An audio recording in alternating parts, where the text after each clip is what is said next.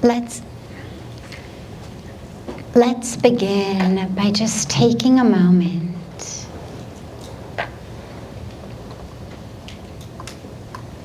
and just allow yourself to fully be here.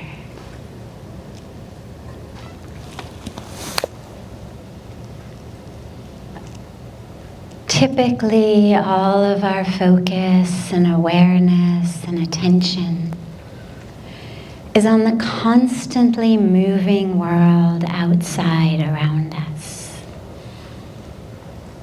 What we see, what we hear, what we taste, what we touch. Constant change, constant movement. And it's wonderful from a survival standpoint. But it keeps us separate from the one who is watching, the one who is hearing, the one who stays constant, unchanging. Even when everything we are noticing is changing. So take a moment and just allow that awareness and focus,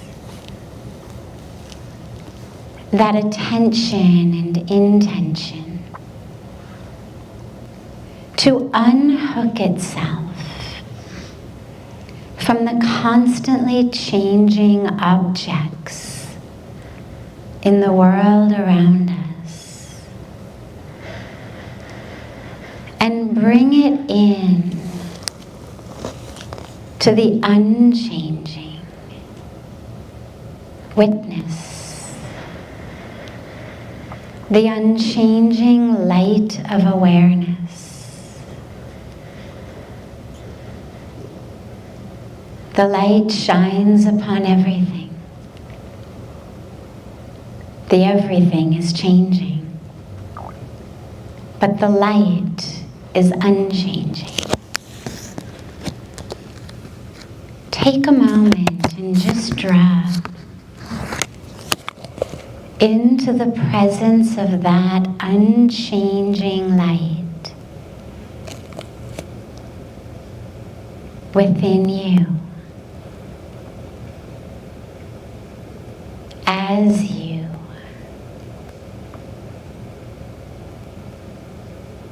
as your true self.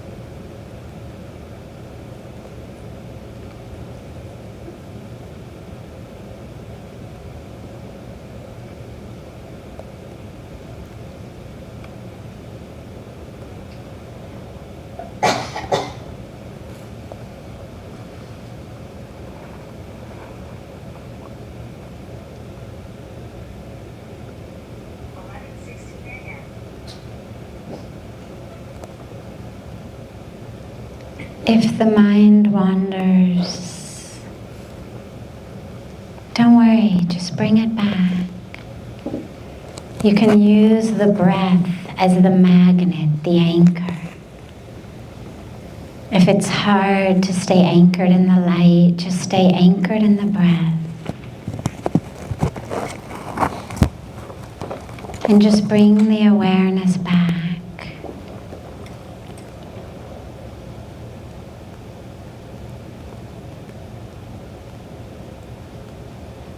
You can add a really simple and beautiful mantra to it, which is the mantra of So Hum.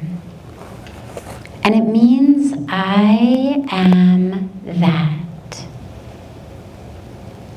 I am existence. I am the universe. I am all that exists. And as you inhale, you can just allow yourself gently to chant within you.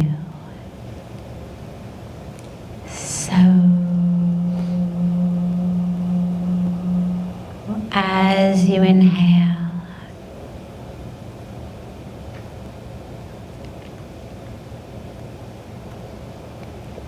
and as you exhale, just allow yourself gently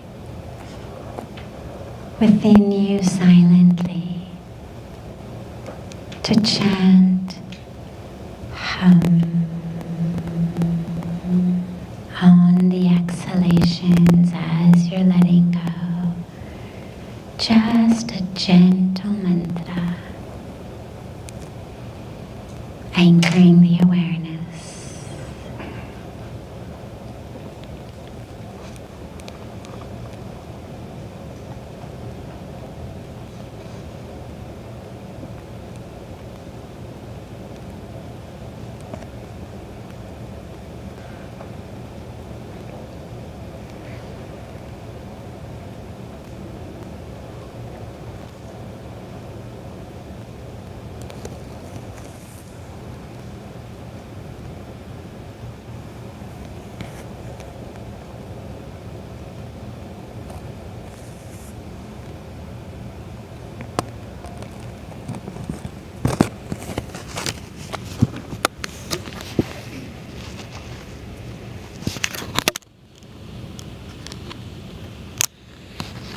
Slowly bring the palms of your hands together in Namaste at chest level, and just gently rub the palms of your hands against each other.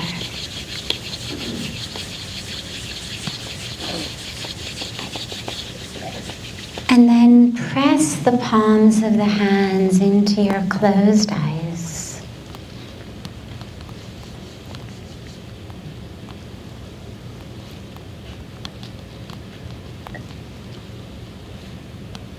And slowly lower the hands and open the eyes.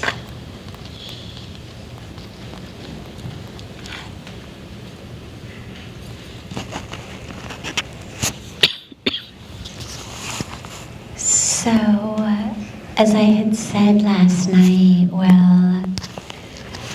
we'll begin today with some questions, and then we'll go into the talks. By then, Pujya Swami Ji will come as well. But I wanted to make sure to open the space for questions because I knew that there were, and the other sessions in keeping with our time management, were ending on time, but ending before we had a chance to take many questions. So we'll begin with some. I know that Avani and Priya have been collecting them, so I've asked them to they can speak, share the question, and then we will, after those, we'll shift into the theme of today, which is compassion. Sharing that light of compassion as the very true and most natural manifestation of who we are. And just on a quick logistic note, I was informed last night that some of you were having difficulty hearing me, for which I'm really sorry, and I was feeling very badly that it wasn't until last night that I was informed. So I'm trying to speak a little bit louder today. I'm happy to speak even louder, but I would rely on you in the back. Just feel free, let me know if it starts to feel like you can't hear well. Feel free to just give a signal or shout from the back, we can't hear you, and I will get louder. From here where the speakers are, it sounds quite loud, so it's hard to properly gauge what the volume is for you in the back. So we'll consider this an interactive exercise where you can just keep letting me know how the sound is. Yes? Do we only have one mic? We have another mic, yeah? I mean, we can always share, but...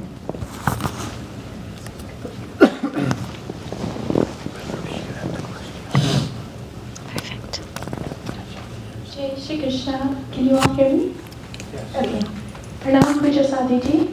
So, our first question is, how do you compromise with people who are more stubborn in their ways? Is there a certain way to handle this without anyone being offended, whether it's at work or with family? Good question. Great question. And it's a really important balance because on the one hand, one of the very core tenets of spirituality is kindness. Right? In the Bhagavad Gita, Bhagavan Krishna says that tapas of speech, the right speech, is speech that is true, kind, and beneficial. It actually has to be all three. There's a beautiful story of George Bernard Shaw. I don't know if it's true or not, but I love it either way. That when he was on his deathbed, someone asked him, you know, you've spent your whole life studying the world's religions and philosophies, and if there's one thing that ties them all together, one thread that runs through all the different religions and philosophies, is there such a thread? And he thought for a moment, and then he said, just be kind. So we have on the one hand kindness as this virtue. Thou shalt be kind. And yet on the other hand, when we speak about compassion, when we speak about love, when we speak about kindness, it's really easy to forget that we are also part of that equation. The teachings are not, be kind to everyone except yourself. Have compassion for everyone except yourself. But that's how most of us take it. Oh, I'm really suffering here, but I have to be compassionate and kind to someone else. Well, we also have to be kind and compassionate to ourselves. And this is where it becomes a balance. First, when people are very stubborn, a lot of times what it means is that there's stuff in their life that they're not wanting to look at. It's that sense of, I need things to be exactly like this so that I can stay in peace. Because if you don't do it the way I want, I'm not going to be in peace and it's going to be your fault. One thing I promise you, no one is here on earth with the dharma or duty to prevent someone else from having to look at difficult things inside themselves. That is not your job. And sometimes us not living our truth, not living our highest calling, dharma, love, compassion, truth, all of that.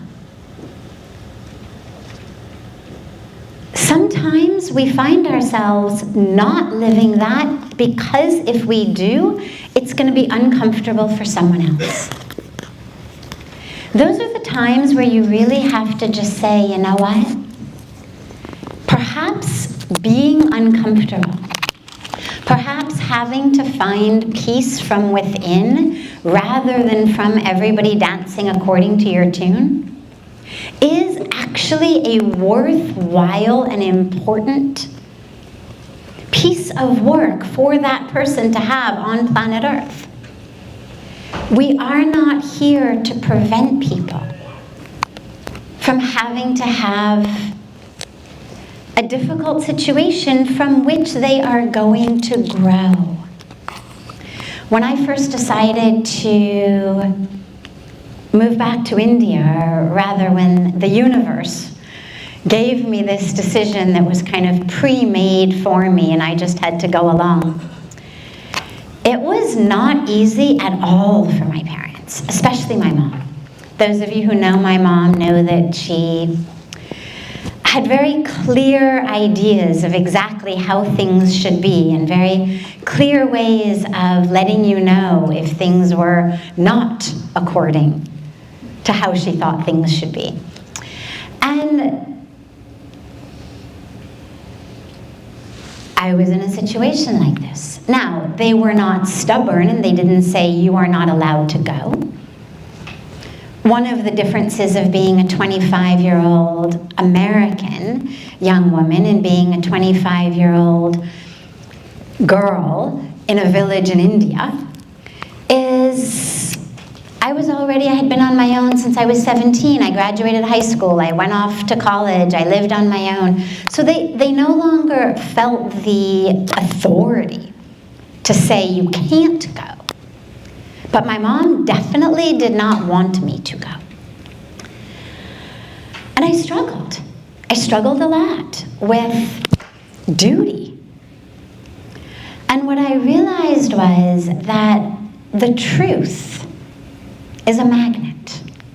The truth is a magnet, and the truth has the ability to not only draw people toward it, but to touch and change and transform anyone who is brought into the energetic field of truth. And that what I had been giving, what I was living, was my best attempt to just allow the truth of the divine experiences I had had to flow through me. And that to not live that truth because it made mom uncomfortable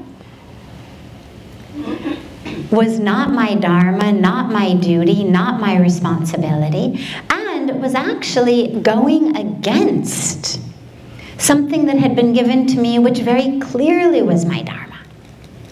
And I mention this story because as the years went by, the transformation that my parents went through, the transformation that my mom went through in having to face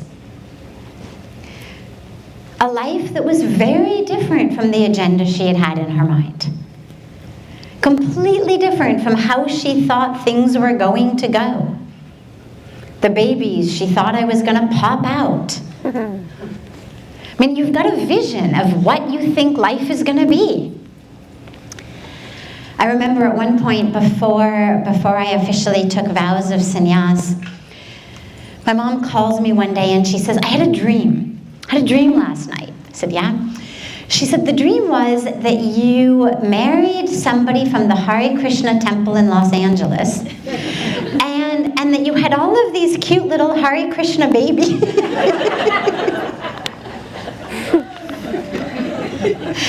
And she said, so I want you to know it's not the religion thing that's the problem here.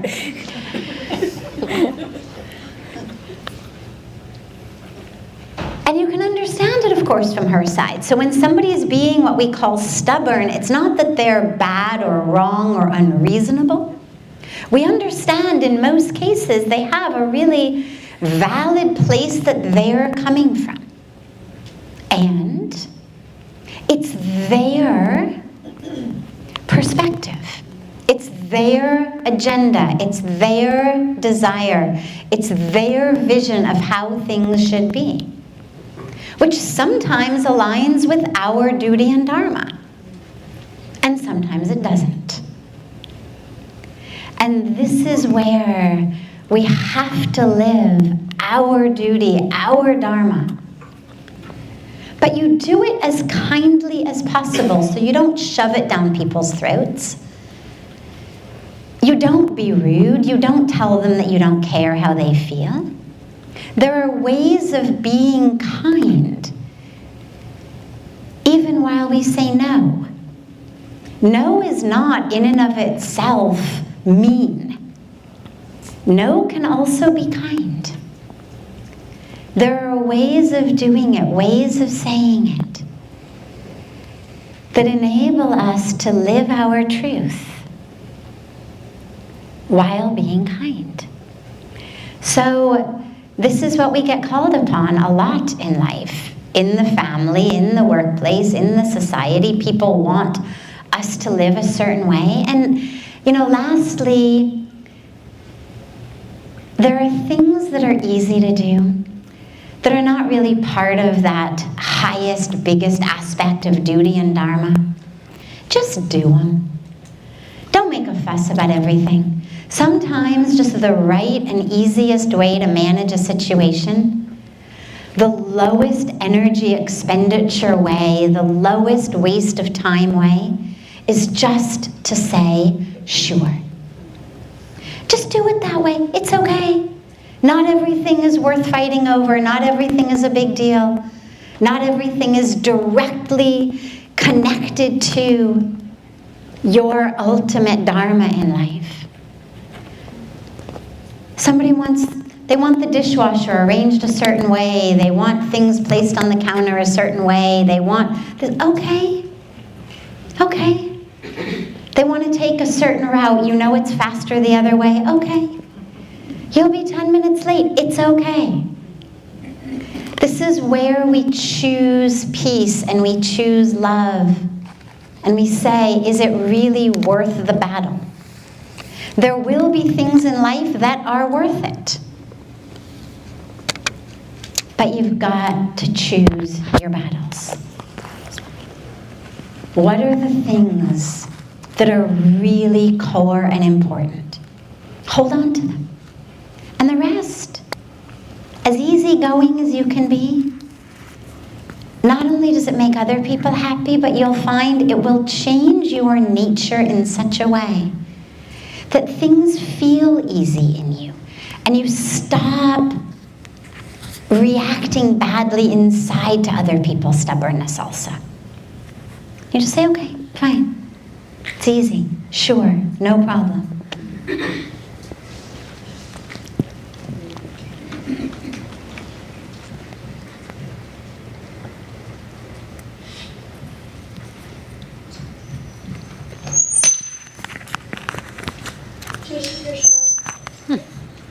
Come this way? This way? Yeah, there you go.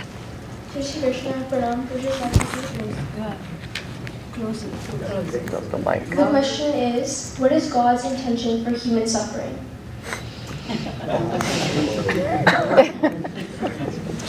What is God's intention for human suffering? I don't think God intends us to suffer. But part of the package deal of human life is this thing we call free will. I wonder sometimes whether God isn't thinking that that was a colossal mistake or not. But nonetheless, it seems to be a gift that God has given us that He's not going to rescind anytime soon. So we've got this thing called free will. And we've got this thing called the mind.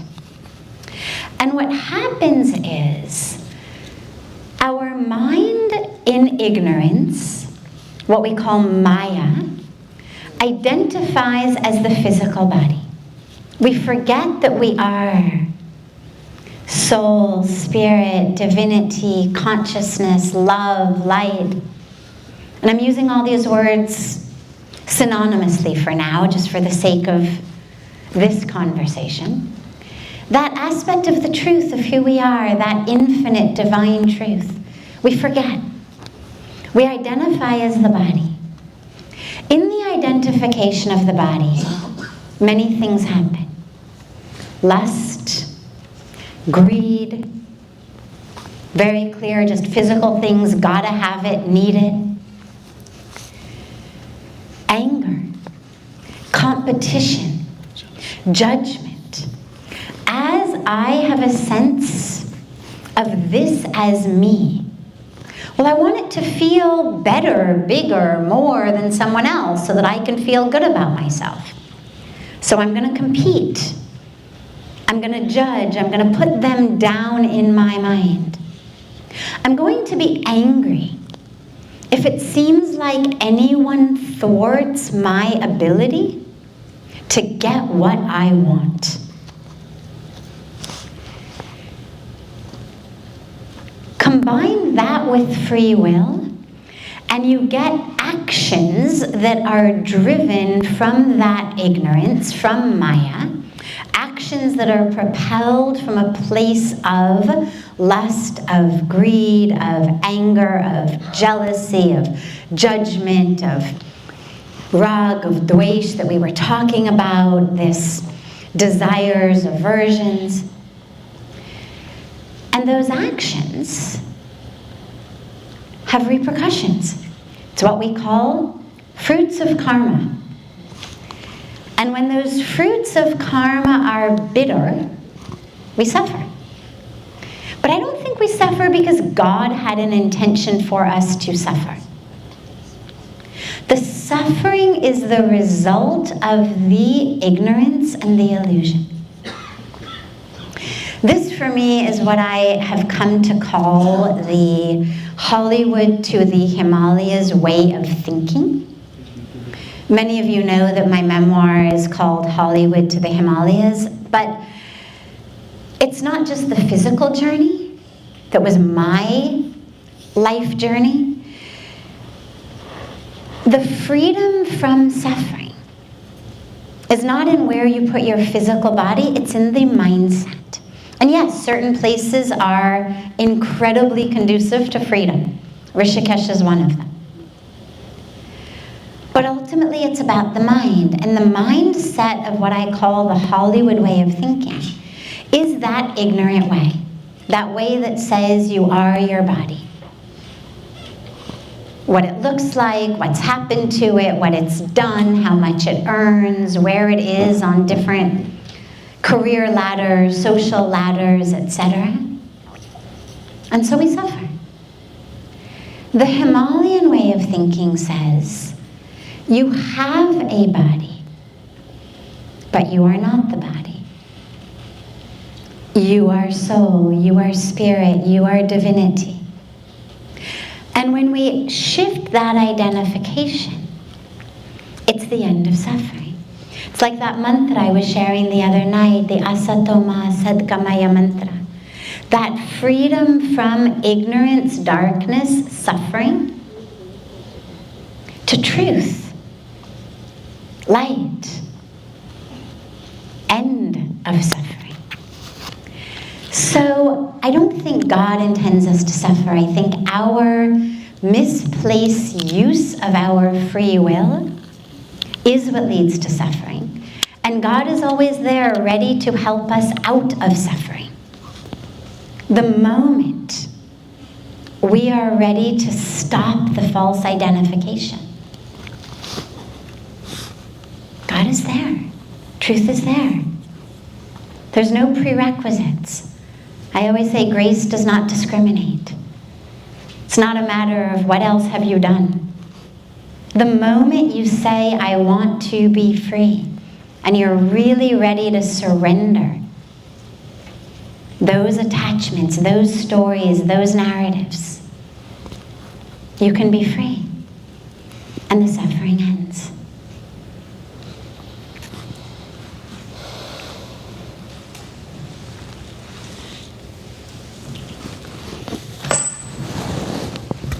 Sorry. Our next question is, so yesterday's satsang, Swami Ji shared with us the way his mother had an amazing power of faith, especially after her incident with the train. This person's question is faith something we are born with, or is it something we can develop? How do we develop faith in dark times, and is it something that we carry down from our past life? Beautiful. We absolutely are born with faith. Look at children. A child is playing, falls, hurts himself, starts to scream and cry. Mom comes and picks him up. What happens? Immediately. The cut is still there. The blood is still there. But the fear, which is actually in most cases the cause of the hysterical crying, is gone. The moment we are in our mother's arms, that fear is gone. We are absolutely born with faith. Now, that faith tends to be in the form of our mother, but as you know, just from basic kind of child development stages, the children see our mothers as infinite, as the divine. I mean, she really is the divine. So that faith is in the mother, in the father as well to some extent. And you see it in no matter what is going wrong. In the parent's arms, we feel safe, comfortable. What happens along the way is as we develop ego, we start to develop attachments, we start to develop ways of identifying ourselves. We start to develop a sense of what we want that we are not getting. We compare ourselves with others. It's not fair. We blame others. It's his fault. It's her fault. And so our internal sense of peace, of joy, of well-being starts to become dependent upon that which is happening around us and what we are getting from it. Either physical, tangible things, or just love and appreciation and respect and camaraderie and all of the things that we crave from people around us. And when we don't get it, we fall. The way to recover faith is to stop thinking about God as that vending machine I was talking about yesterday. As long as I've got an idea that I want something from God and I'm not getting it, I'm never going to have faith. Or I'll have faith as long as I'm getting it. And then inevitably, when I stop getting it, I won't have faith. But it's to recognize and realize that that which I'm being given, the circumstances I am being put in, the experiences I'm having, are those which are, number one, the direct result of my actions at previous times in this life and past lives, and those situations that are most conducive for me to learn lessons, to take a step closer to God. So if I'm suffering, instead of saying, why am I being punished? What's the problem? Maybe it's my stars. God has forsaken me. Ask yourself, what is the lesson I am supposed to get here if this troubling situation keeps arising in my life? What is the lesson I'm supposed to learn that I have not yet learned? And that's why the universe keeps giving it to me. Right? It's like if you get held back a grade in school. It's not because the principal hates you. It's because you just haven't learned what that grade had to teach you. If you can't do addition, they're not going to send you from second grade to third grade because you'll never learn multiplication. They know you need to know addition for every other aspect of math to build upon. And if you can't add 2 and 2 or 5 and 7, they're going to hold you back in first grade or second grade. Not because they're against you or hate you or your stars are wrong, but just because there's a lesson you need to learn for your benefit, to make the next grade and the grade after that and the grade after that and the rest of your life much more smooth. So have that faith in the divine that is giving us exactly what we need to move closer to our truth. Yes.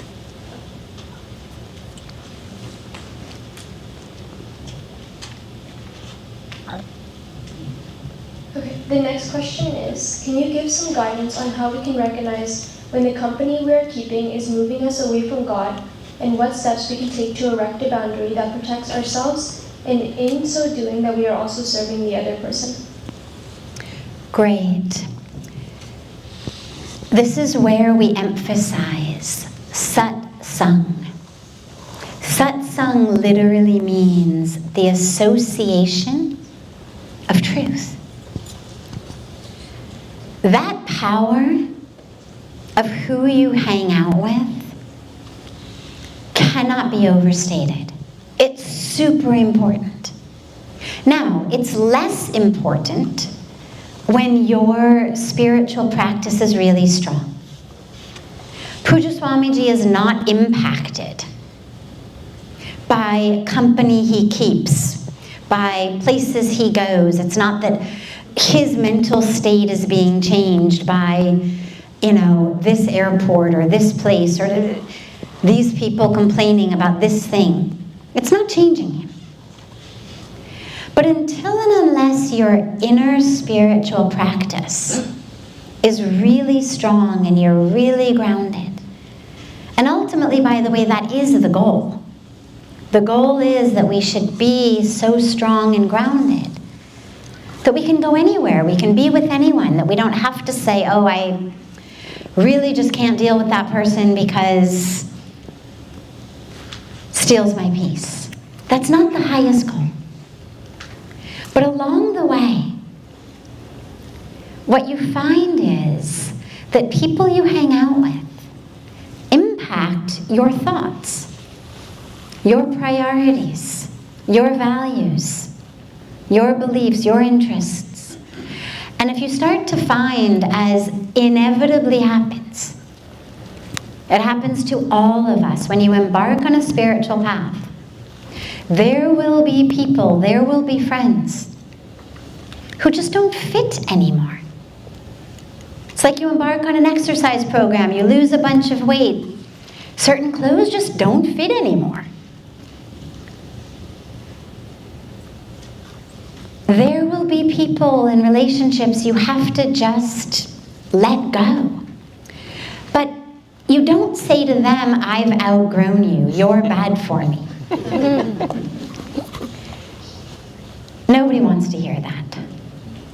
Then you just sound really arrogant and condescending, and then you give a bad name to spirituality also. Instead, just gently and slowly stop spending so much time with them. If they start to speak in ways that are not how you want, just move away. People get hints. People understand. If they invite you to a certain party, a certain place, just say that you'd rather not go. Maybe if you think that there's room for their growth, say, you know what? Instead of that bar, what do you think about maybe going to listen to some classical music? I'm not saying you have to take them from a bar to a temple. You don't have to say, oh, hey, some people are chanting the Hanuman Chalisa. Let's go do that instead of, go to the bar. But is there a place that is also in alignment with your spiritual practice?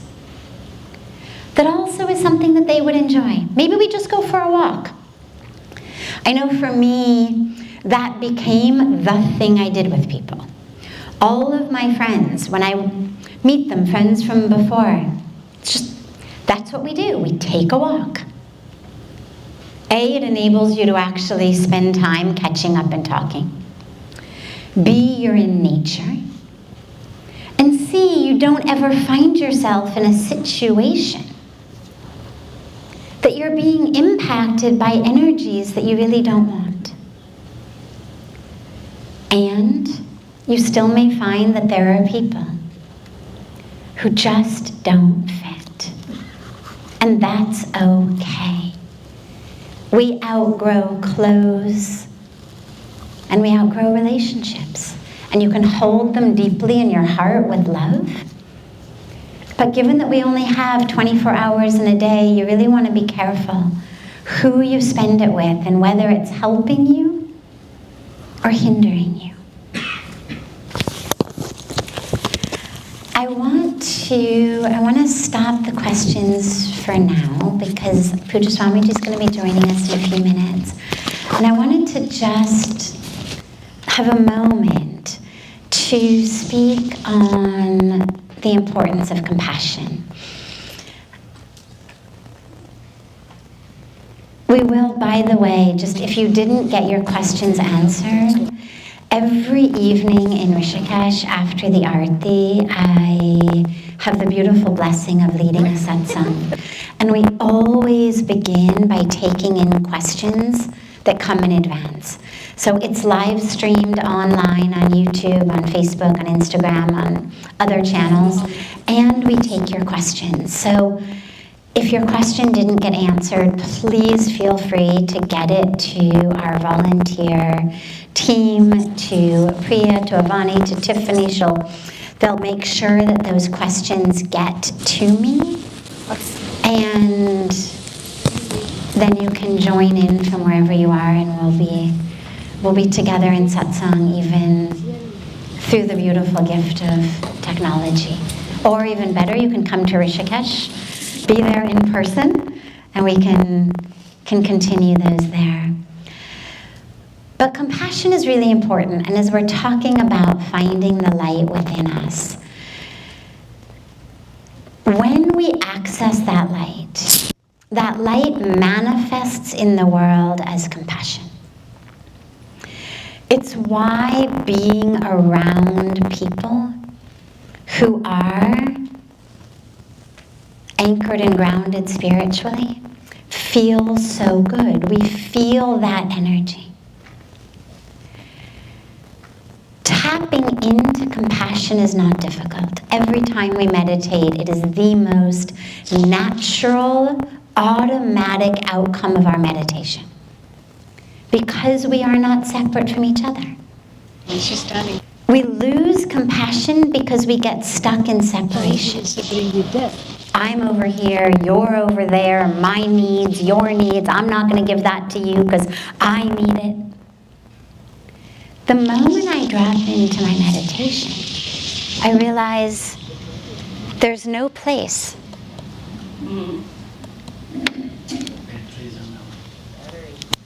Battery maybe?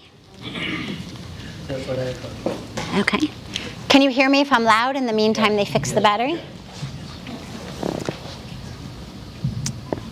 Thanks. Thank you. The moment I drop into meditation, I realize there's no place I end and you begin. We're one. So compassion is the most natural outflowing of our meditative practices. But in order to really hold on to it, there's a couple things we have to do. And the first is don't rush, don't stress. Rushing, hurrying, stressing are the things that pull us out of compassion. There's a beautiful psychological study that I love that they did where they took seminary students, people who were actually studying to become priests, dedicating their entire lives to spiritual ministry.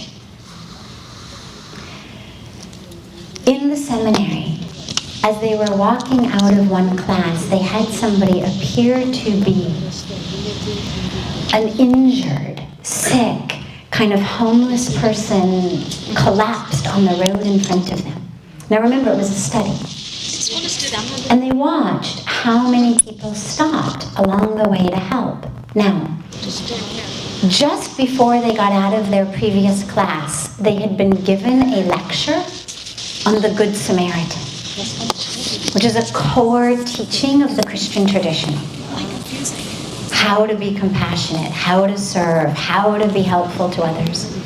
They walk out not 10 minutes later, and on their path is a guy, sick, injured, collapsed on the Or road. sadhana, what you do is When they had after an Swami Ji, abundance they're of doing time one-on-one, we'll just leave it to there. get to their next People who are class, doing one-on-one. almost all of them stopped to help. 10 people she has. But Who has come if at the end of the last class they were told, Okay, you've only got 2 minutes, 3 minutes to get into the next, and the doors are closing, Yeah. a huge percentage of them Yeah. rushed past this guy, For lunch. collapsed on the road. I'll come Yeah, with yeah. you. I'll come with you. Now this is what we would think of kind of as the cream of the crop of spiritual people. They're, the equivalent of our Rishu Kumars. They're the ones studying. As long as you see one. Even more than our Rishu Kumars, because our Rishu Kumars are not all studying to become priests. Or do you want to know? These are people, older students who have committed themselves Yeah. So we to a life of religious, spiritual I can ministry. take the mic and say... Just making or I them can be tell in a someone, rush just say, everyone was enough to make them step over or lunch is walk being around arranged. What time is lunch? someone who clearly needed their help. And so as we are looking to embody more and more compassion, one of the best things you can do What you gonna say? is slow down. I'm just going to say... Just make sure to devotees that you are present in Swami every Ji and moment. Because Sadhvij when you're remain there, when in you're their conscious, seats, sitting here, and if you kindly you're always exit gonna out say, these doors where your shoes it's are, the nature. What can I and do? we will What can I do do? private How can I darshans help? for the people that have been informed, and I But when will we're in a then rush, proceed to we become blind. once finished, the other ones So will proceed something to as line up. simple as that Please, is a yeah, huge exit impact. where the shoes are. The other Yeah. piece to realize is that our No, compassion is is that not okay? only for Does that sound good to you? humans, but it's also for all animals. One of the most beautiful stories at the end of the Mahabharata is the story when the Pandavas are walking through the Himalayas up into the heavenly realms, and Yudhishthira's the last. What happens? He's got a dog who starts walking with him, a dog who follows him, a dog who accompanies him. And as he gets to the point where the chariot is just about to take him, but he's told, you can't bring your dog. What does he do? He says, forget it. Look at that. If I can't bring my God, forget it. If I can't bring my dog, forget it. I don't want heaven. This dog has been with me. This dog has served me. And as it turns out, of course, it was a test. And then we see the divine embodiment of the teaching of the dog. But I take all of our scriptures, they're not just stories. Bhagavan Krishna did not speak just to Arjuna. And we're listening to a dialogue that happened to take place at some time in the past. Some other place. Kurukshetra, maybe we'll go, maybe we'll never go. But these are teachings for today. We are being spoken to through Arjuna.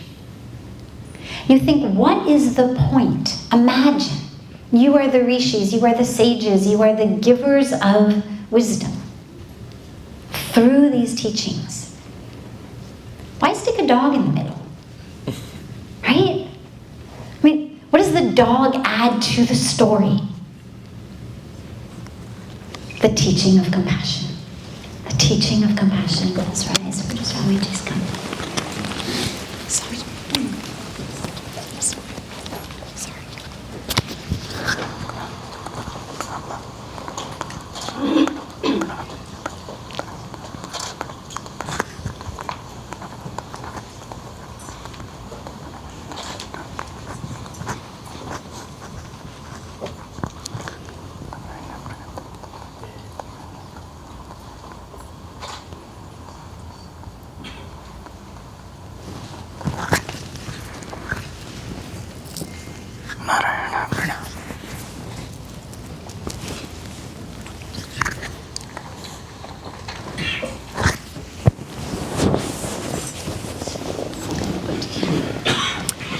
We waited for you to offer this to her first.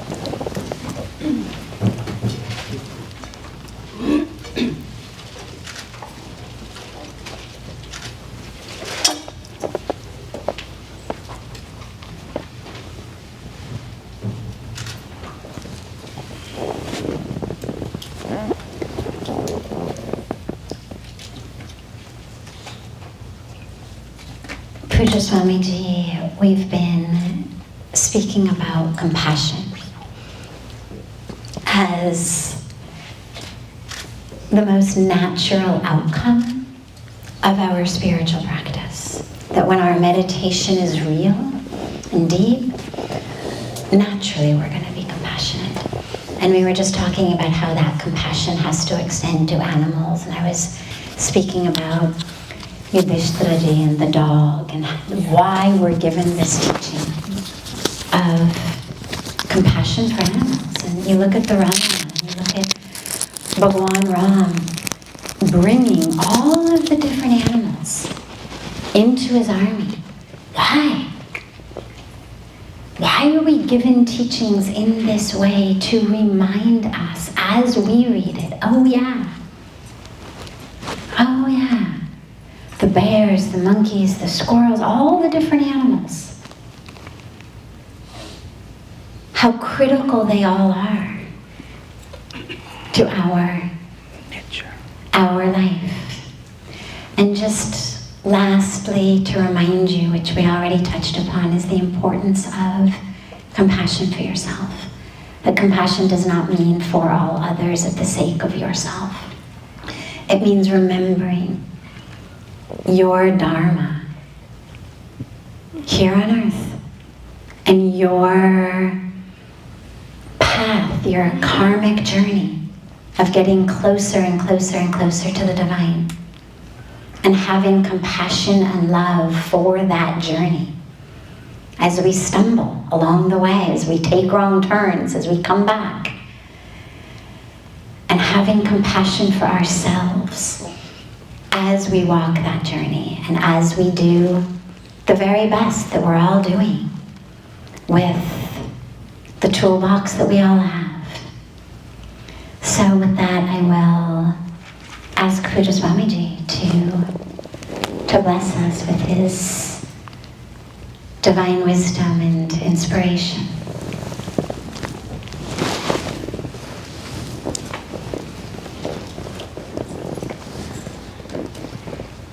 Mangalam Bhagavan Vishnu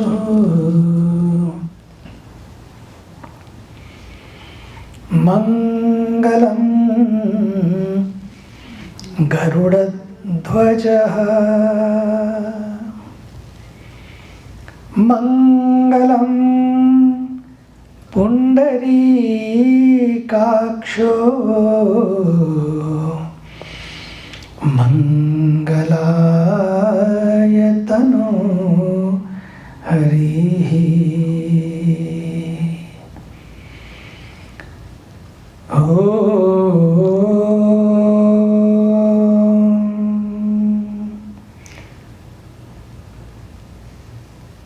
Sarvamangalamagalye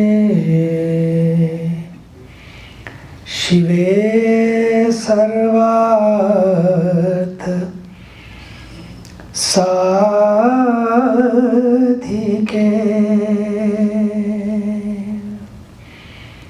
Sharanye Triambake Gauri Narayani Namostute.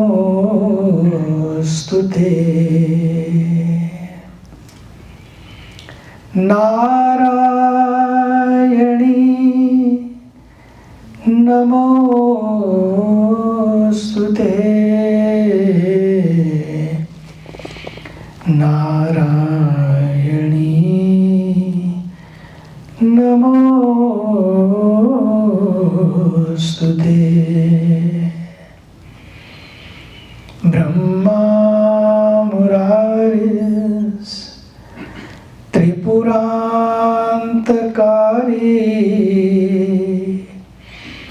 Bhanu शशिभो मिसुतो बुधश्च गुरुश्च शुक्रः शनिराहुकेतवः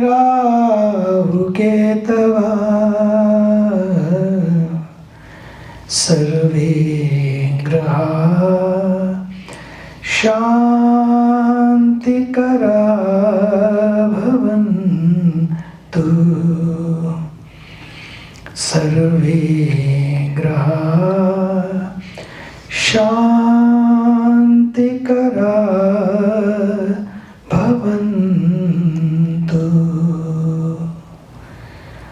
ॐ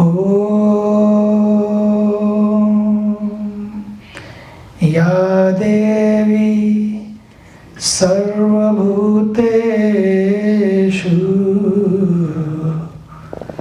शक्तिरूपेण संस्थिता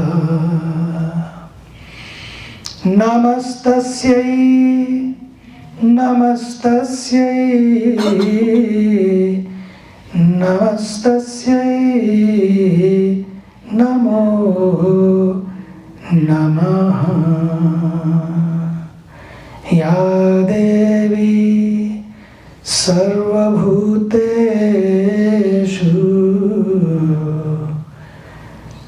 क्षमारूपेण संस्थिता नमस्तस्यै नमस्तस्यै नमस्तस्यै नमो नमः। या देवी सर्वभूतेषु दयारूपेण संस्थिता नमस्तस्यै नमस्तस्यै नमस्तस्यै नमो नमः। ॐ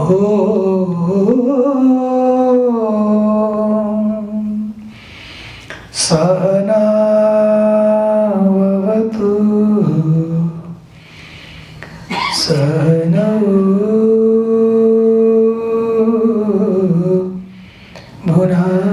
भुनक्तु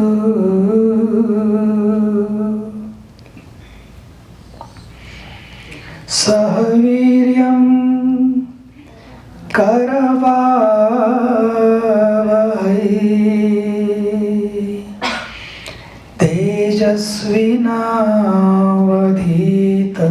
तेजस्विनावधीतमस्तु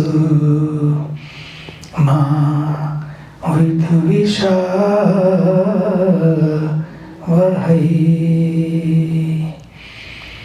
ॐ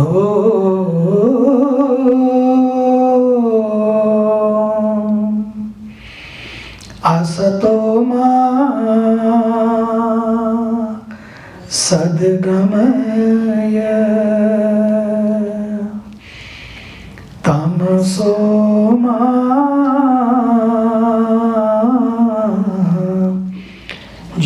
ज्योतिर्गमय मृत्योर्मा अमृतं गमय। ॐ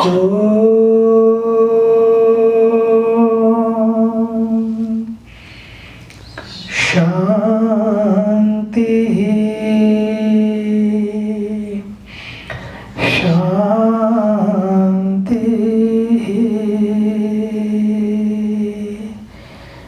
शान्ति।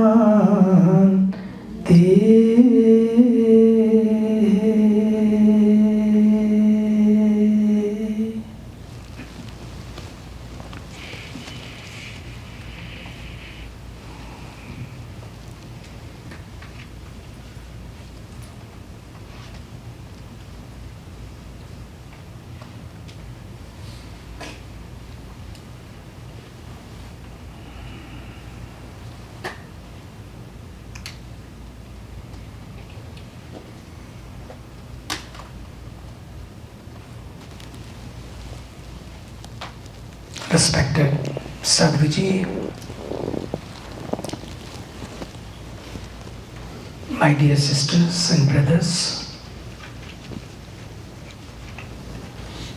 it's so beautiful to be here together, especially on this auspicious occasion.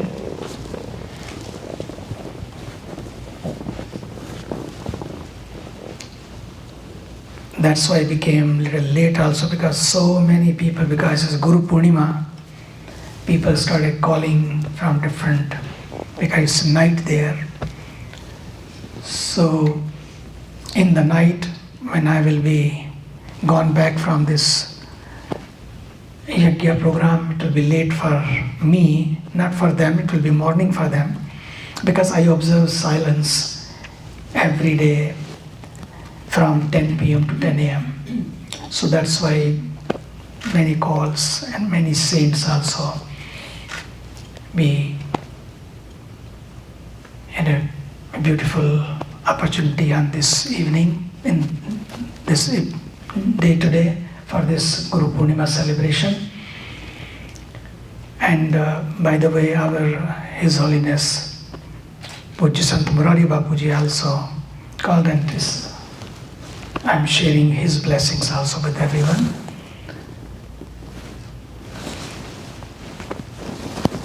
Respected Sadhvij, when I entered, I was talking about compassion.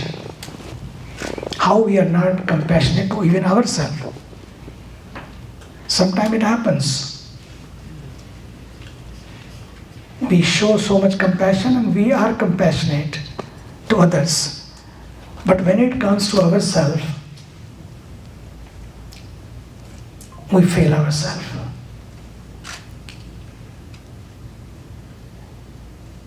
You know, when you start complaining, grumbling, worrying too much anxiety,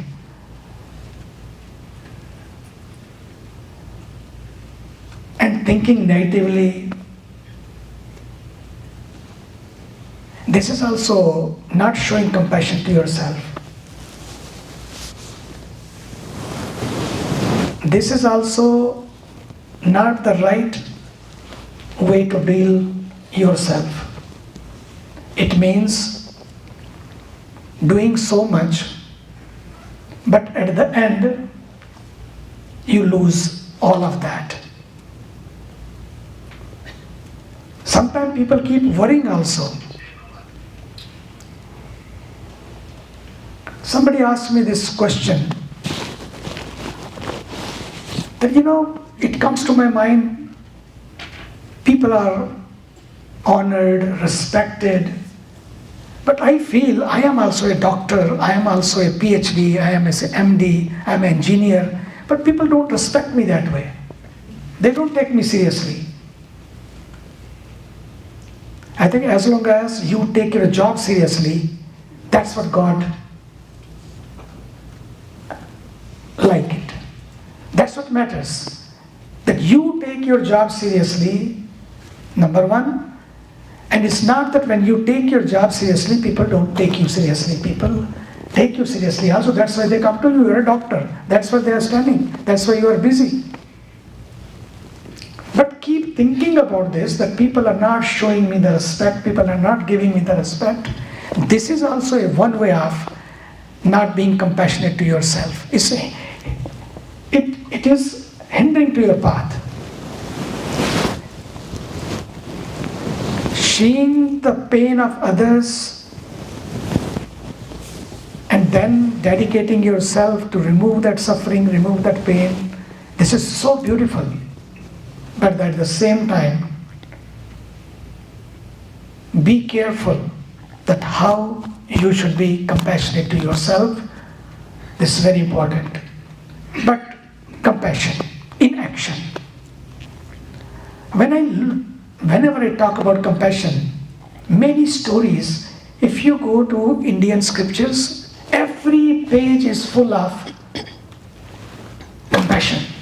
All stories, how those people sacrifice their lives for others, for the sake of others. for the society, for community, living for others, living every breath for others. Why? Because they were so compassionate in their heart. Look at Lord Buddha. You name it, he had it. People dream for it, and he had it. A beautiful kingdom, beautiful palace, beautiful wife, beautiful child, everything he had it. But seeing one day when he went on yatra in the village, in the city, he saw someone suffering with disease. The next day, he saw somebody is very old. Third day, he saw that somebody died. Just 3 incidents we see every day. But it impacted him so much because it was first time for him, because he was living in the palace. All the time, so much comfort, so much luxury was there. He never imagined that people are living in that suffering and painful situation. Immediately it came to him, why this suffering? He asked to his charioteer, why this? क्यों ऐसा ये है? उसने कहा, ये तो सबको होता है. It happens to everybody. Everybody who comes on this earth gets old, gets sick, and gone. He said, me too? He said, yeah, everyone. And that's it. He was not concerned about himself, that me too. It will happen. Immediately it came to him, what is the way out for this suffering? How I can find the way that people being here can live without suffering? How can I find the way that even suffering comes, pain comes, but people become pain-free? People become suffering-free from, because this is all mind, how you take it, how you accept it. Same situation to 2 people, and you will see the different reaction. We react very differently. Because, why? Because that's what we are. In your thought process, the way you think is very, very important. That's why yesterday we were talking about, day before yesterday somebody asked this question when I said time management and tongue management and thought management. Yesterday again he reminded me, yes, I remember, maybe tomorrow I'll answer today. But let us talk about Buddha first, and then we'll go back to those 3 things which are connected and very important. And for sadhana, the people who are on the way of sadhana, want to stay spiritual, for them is very, very important to understand the difference between them, and then how to cultivate these values in our life every day in our sadhana. Buddha, looking after this pain and suffering, and he started pondering about this. He could not sleep when he saw that people are in suffering. And that same suffering is on and on and on. As the charioteer said, yeah, this happened, ये तो सबको होता है, सदा से होता है. No one is excused. He said, no one is excused. Then, one evening, he was very restless and he said, I have to find this answer. Middle of the night, he saw everybody sleeping. He went to his wife's bedroom.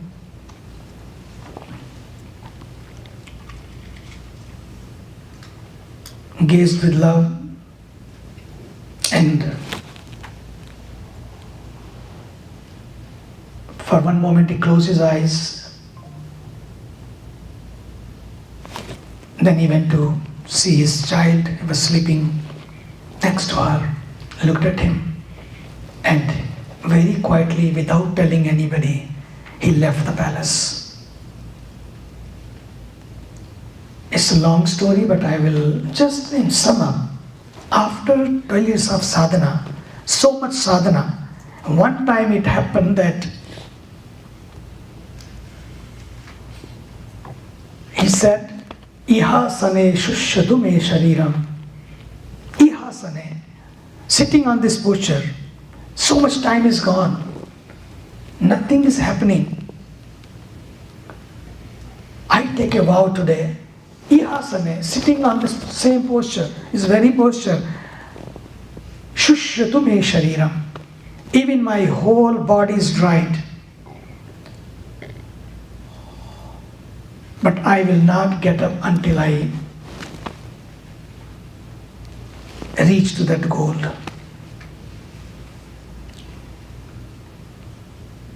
For years, nothing happened. He was more and more going in the search of that path. One day, one lady, when he looked at him in the jungle, that he is really going through very difficult time. If he will not eat something, he will lose his body even. And what is the use of that sadhana if you lose your body, and then you will not be able to perform sadhana even to achieve your goal? And she went to very politely to him, Bante, please accept this payas, this kheer. But he said, I don't eat that. He said, if you don't eat, you will not may survive. To keep your body alive, you please accept it. And he refused. Again she requested. And she said, Bante,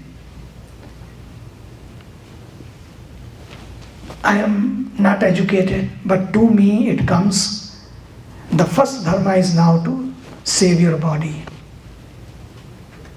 And then you keep continuing your sadhana. Bante looked at her and took that payas. It came from inside. Okay. And he took, and he had regained his strength. Then he came to know, I think let me have the middle path. You don't have to go extremes. Sometimes this happens in our thinking also. We become so silly, start thinking so extreme, and then we are rejected. We reject ourselves even. Rejecting whatever we are doing. This is not for me. This is not for me. This is this, this is that. Then you start looking so many holes also. You were on the path to become whole, and now look, being on the path of whole, completeness, you started looking holes. In others also, in your seva, in your works. And this happens. And Buddha found the way, middle path.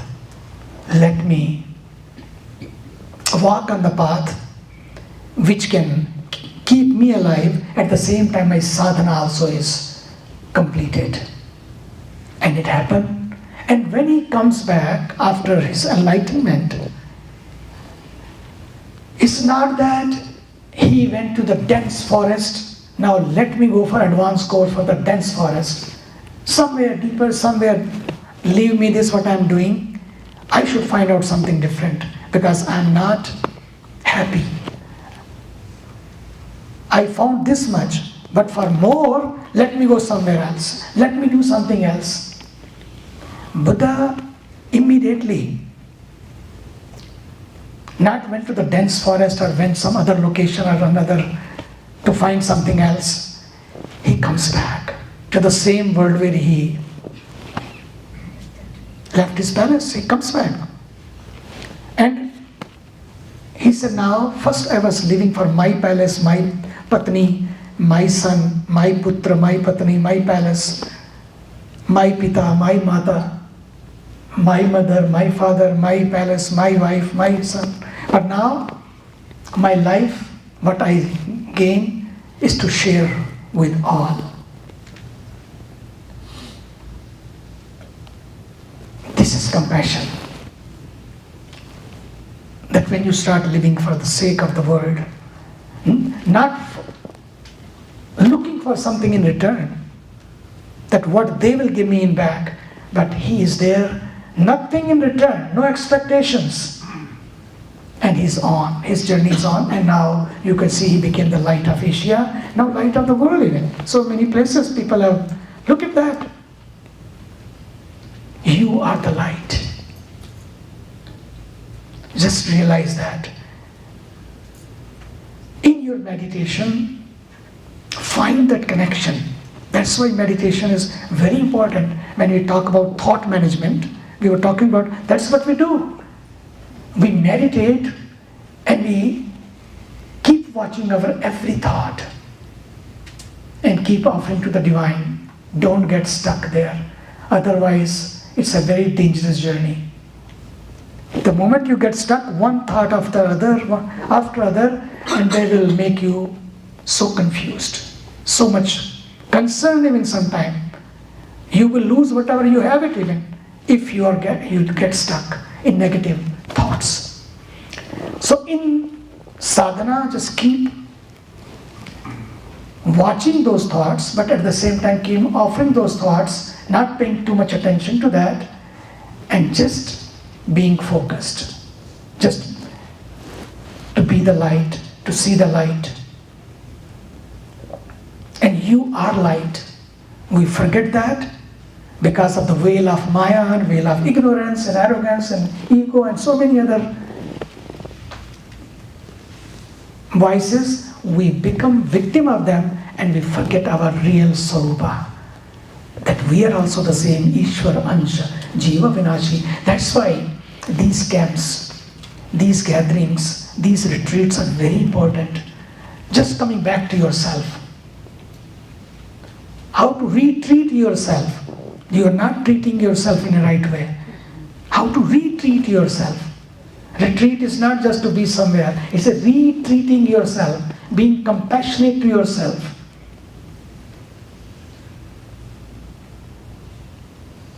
And in all of that sadhana, one thing helps very beautifully. What I said, tongue management. In tongue management,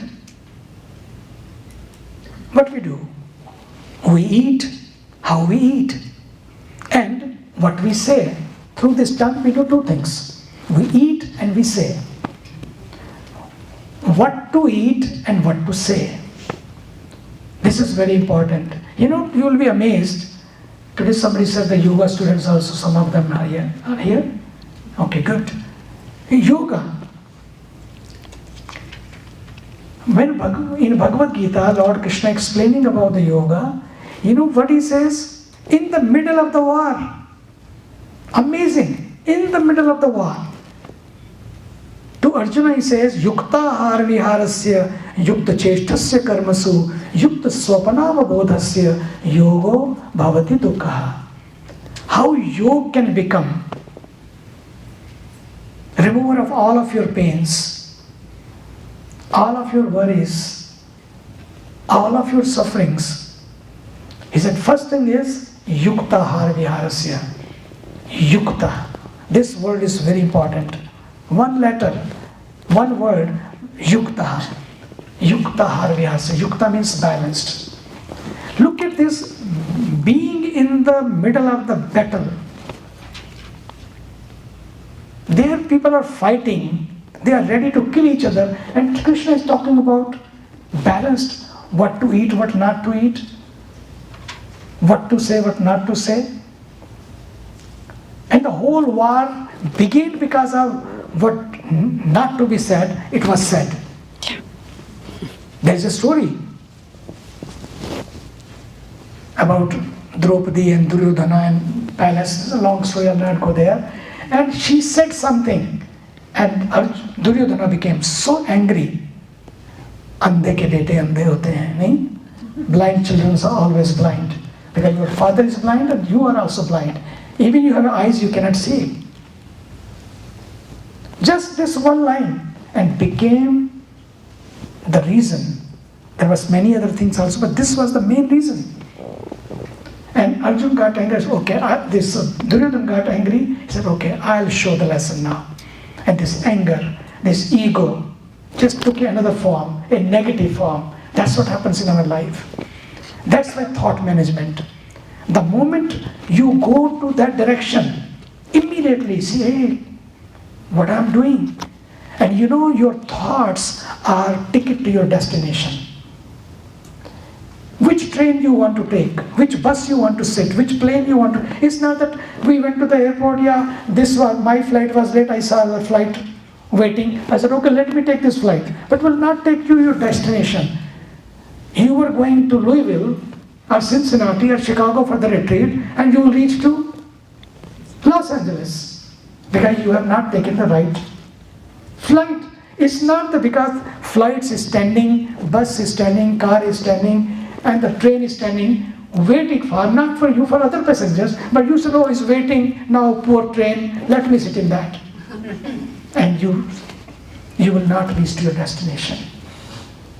Our thoughts are the seed for our destiny.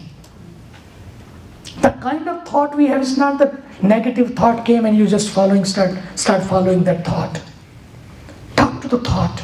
Give the direction to the thought even. That's why meditation is very important. This is thought management. ये नहीं कि जो भी आया कर लिया, जो भी होया चलने लगे, सोचने लगे. Every day if you meditate, you will see how your thoughts are being taken care of it. How your karmas even, because all those karmas are because of your thoughts. You have to, it's not that you think and it happens. To perform you need action. One thought came to slap someone, that's what we do sometime when we are together. It should never happen. When you are living a beautiful life, a life which is dedicated to each other, and sometimes we become angry and we abuse, we say bad things, sometimes our hand is also raised. Not good. And that time, when the hand is going to be raised, in your thought and the action, create a space, grab that moment. It's not automatically it will go. Before it comes to other person's cheek, or body, or wherever, there is a space. Grab that space. That's what meditation does. This teaches you to how to grab that space, how to stay calm in those moments, how to create pause. But if you are not doing meditation, if you are not doing practice every day, believe me, instinctively, something triggers and you become tiger. And this happens. And people become tiger. And this fight starts, and that fight sometimes becomes so violent, so harmful, we cannot even pay back. So, create a space, grab that space before it becomes your destiny, before it becomes your habit every day. Any thought, and our thought lead us to action, and action leads to our traits, and traits leads to habits, habit leads to character, and our character, when we don't even realize, instinctively we react and becomes our destiny. And sometimes then we fall apart. That's why the divorce rate is taking so high in many countries. Because people don't have a patience. They don't even think. India being a country of 1.45 billion, 1.45, almost 1.5 billion now, and very soon. My God, it was just 1.3 yesterday. No, it's 1.45. This is the now number in India. Just imagine. 1.45. These many people, but still, divorce rate. Many reasons are there, I will not go to that. It's very, very, very low. Many reasons. Sometimes people say, okay, we have children, we have this, we should not say anything. People keep taking that pain. But still, the divorce rate is so low. Why? what we should do. I'm not comparing any country or any people or anybody. I'm just saying we should cultivate these values in our individual's life. When individually we are sound, we are in peace, believe me, our families, our communities, our societies will be in peace. That's why peace is very important. Whenever I meet Sadhvij's father, and he says one thing, he said, even you have to do anything, you have to choose between many things, choose peace. He's a divorce lawyer. Huh? You have to tell them he's a divorce lawyer. He's a divorce lawyer. That's right. Choose peace. And he tells me, when people come to me, they are rich and miserable. When they leave me, they are rich and they are poor and miserable. Because he always tells me, in married life, you cannot be both. Either you can be married or you can be right. You cannot be both. It's a why not to say, okay, honey, in the beginning, and stop that fight. Nahin? So anyway, the thought management. Where my thought is taking me. If my thought is creating misery or happiness for me. My thought is creating peace for me or creating pieces for me. My thought is making me better or bitter every day. This is all our thought. For meditation, connecting to the divine is one thing, but connecting to yourself is more important right now. We have lost that connection. In Karma Yoga, when we say Karmanyevadhikaraste ma phaleshu kadachana, in Karma Yoga we say do your duty and leave the rest. Karm karo par phal ko chodo. That's what Karma Yoga is. But in Raj Yoga, it said, do your duty, do your karma, but offer this fruit to the divine. Not chodo, but offer to him. That's why we have a kayena vacha, manasendriya. Tomorrow we'll talk about this before we leave. Kayena vacha. How to dedicate, how to offer whatever has been given to us. So be careful about your thoughts, because your thoughts are seed to create your destiny and make you happy or create hell or heaven for ourselves.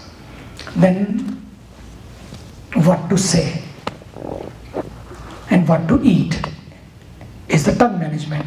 In the tongue management, in Bhagavad Gita, when the God is saying yukta har viharasya, what to eat, he says, be balanced in eating, be moderate in eating, be moderate in speaking and in behaving with others. It's small issues, small things. In the battlefield, if he can say this, it means there is a importance, there is a weight in that. Yuktahar means eat right and eat light. Because so many Indians are sitting here, I have to say, eat fried, but less fried. Huh? Very important. And very soon, in 10 years, you will have so many health issues because of this fried food. It's so painful to become fried anyway. Ask the samosa. How terrible. And then we eat. So that's why eat right and eat light. And it's good also eat less. And low carbs. Now new thing is no carbs. Low carbs is good. And then last, less fried and less fight. This fight also with others or fight with yourself. It ruins you. Less fight I give you suggestion. I have tried this many places and it's working. It's working. I'm not in a copyright and there's no need of copyright. And because this knowledge is free for all. And less fight means every day, whenever you have an opportunity to fight or something rises, then you have to fight or comes to your mind to fight, tell your spouse or children or whoever they are, next week, Sunday, 11 to 12, have a fighting hour every week. Believe me, and this is a formula given by the holy ones. There was one beautiful saint, Saint Augustine, and he used to say, I can fight you now even, but 24 hours. Always he gave 24 hours that I will fight with you tomorrow. I'll answer you tomorrow. And believe me, he said, he's written that tomorrow never came. Then he started thinking, why fight? What necessarily? I think she was right. I think he was right. I think I was this. Then you start thinking. And half of the time, if their ego is not there, you will see that everything is over. But because of ego sometimes, but why? It was not my fault. Okay, it was his fault or her fault. Doesn't matter. Now how long you can keep dragging yourself? So less fight, less fried, you understood from today. When we go back, I don't know what they have cooked today. I hope not fried. So less fight. Have every week 11 to 12 fighting hour, and after lunch you are all done again, ready for next week. And keep writing whenever something happens, something occurs. In life, it happens. It happens. But we are going to fight, definitely. But 11 to 12. And you will see in 11 to 12 for a few minutes, you will talk few things and say, oh, come on, let us go together, and you will see that. All will be gone. So yukta har viharasya, how to act, how to talk to each other. Yukta cheshtasya karmasu, yukta swapna vodhasya, yogo bhavati dukha. I will not go to translation of and commentary on the whole shloka, but in nutshell, tongue management will help you. All that is created, all those fights are created because of this. Tongue is not managed. All this health is messy nowadays, in spite of having so many hospitals. But you can see the number of people, and in America especially, you can have an appointment after 6 weeks, 8 weeks, 10 weeks if you have to sort. Amazing. It means these many people are in line. So be compassionate to yourself. Eat less, eat right, and eat light. Less fried and less fight. This is also being compassionate to yourself. For compassionate to being others is wonderful. ये अपने ऊपर compassion है, नहीं? अपने ऊपर दया करो. There is a beautiful git for God. दया करो. But I am telling you, दया करो, अपने ऊपर दया करो. ये बहुत ज़रूरी है. And ये छोटी बातें, these small touches, small issues. I remember when I was in the jungle, it's not that they will give you such a heavy dose. They will give you some mantra, small thing, and they say, okay, go on. Keep doing. Keep walking on this path. Keep practicing. And that's what we all have to do.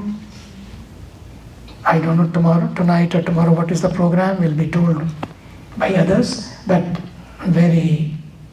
We have another session, last session tomorrow. Huh? This evening is Aarti, This but evening we have okay. a last session tomorrow. Oh, tomorrow last. Okay. Tomorrow last. No problem. But it should last. That's even if it's last, it should last. That is the key. Very important. Thank you. And Kumba Mela, I don't know if Sadhvij has shared Not with yet. you. Not yet. Sadhvij will share. It's amazing that 400 million people are coming.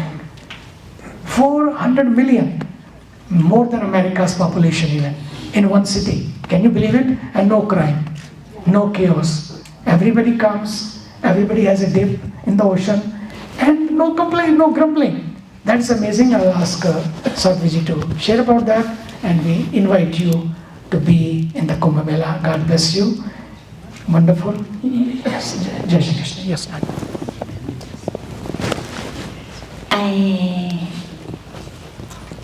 I know that we're already over time, so I don't want to take too much, but just to give this beautiful and sacred invitation, as Pujya Swami Ji mentioned, for the upcoming Kumbh Mela in January and February in Prayagraj. As he said, there'll be 400 million of your closest friends and family. And it really is beautiful. Everyone really feels like a family. People end up sleeping anywhere. I mean, obviously you'll all stay with us and have rooms and beds and whatnot.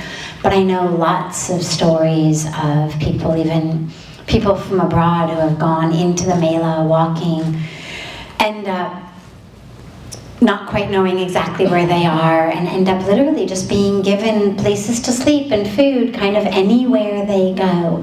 It's a really, really, really sacred, beautiful time in which people come just out of faith and love for the divine. And we will have a beautiful camp there. You will be put up very comfortably. So an opportunity to be in the chaos, the divine chaos, but chaos nonetheless, and then to step out of that into our camp. And then as and when you want to go back into the Mela, we'll take you in for sacred bathing days and all of that. So yeah, we invite you all. It begins mid-January. The first main bathing day is the 14th of Jan. The last is Shivratri, which is the 26th of February. So anytime during those 6 weeks, you're welcome to come and stay the whole time, come for a few days, whatever works. There's now an actual airport in Allahabad, which makes getting there so much easier. No longer have to deal with long, foggy overnight train rides. You can now fly in an hour from Delhi and so many other cities in the world. So yeah, make a plan. The details will be up on our website. Just email. You're all connected as it is with Rekha Ji and Atul Ji anyway, and so they'll have all of the details of how to register. I'm looking so forward to seeing you there. But we will, of course, be together this evening in the Aarti, and we'll be together again tomorrow morning. There were, I know, as I had said, some questions that we didn't have a chance to get to, so please do send those in. We will take those in the evening satsang in Rishikesh that you can join in live for. Seems like Seema has a... Yes. Also, Seema, some people had wanted to do a group picture. We did one this morning, but Pujya Swamiji wasn't there, and it was only those who had gone for the walk.